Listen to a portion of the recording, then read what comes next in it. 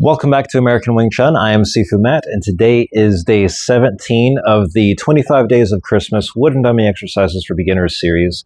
Today's exercise is the Double Jut-Da, and then we have double punches that are parallel to each other as opposed to being stacked on top of each other. That's a different technique. It can be done from this same double jut, just depends on if their arms go one high and one low.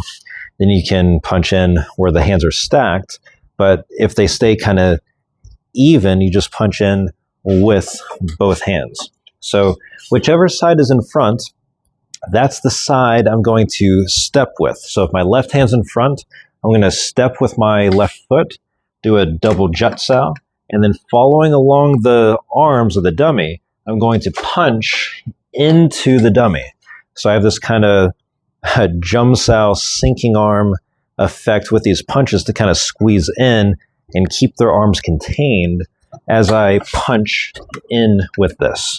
Or it could be palms, it could do that as well. You have that part of the Chum-Kyu form where you do this double palm strike technique.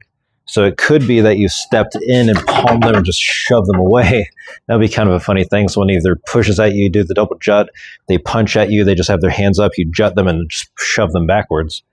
But that doesn't do damage to stop them from coming back at you. So you can jut and punch and then follow up with more chain punches or whatever kind of strikes you want to do.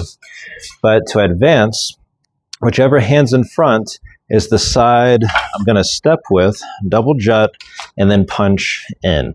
And I'm doing the chin bow on this one. So I'm still circling around the leg and making sure that I have my weight on the back leg when I do this.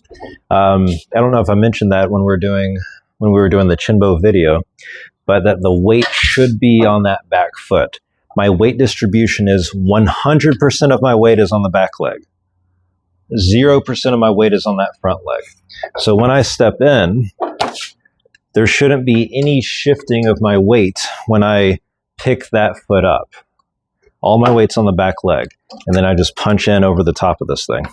The more to the side you get when you're doing this, the less this makes sense to do. Maybe it'll turn into a single jut-sao at that point, and then you can just punch through the center with a one hand or a palm strike with it. Again, the strike does not matter. So it matters in that it's the most important part of the technique is to hit somebody so you stop their further attacks. But the way you hit them does not matter so much, as long as you hit a good vital target when you hit them. So advancing with the jut-da, and you're here. The double jut-da. Boom, boom. And so this one doesn't really facilitate switching sides in a natural way.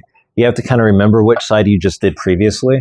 So if my left hand's in front, I jut and punch. Now going back with my right hand in front, and then I jut and punch. Now my left hand's in front.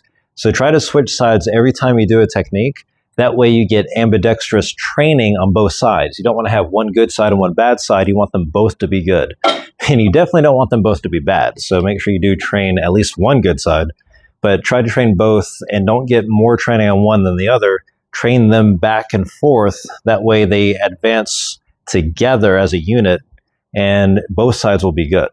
So advancing in, the side that's in front, the hand that's in front is the side you're going to step with, and you jut and you punch. So this is day number 17, the double jut-da and the double parallel punches.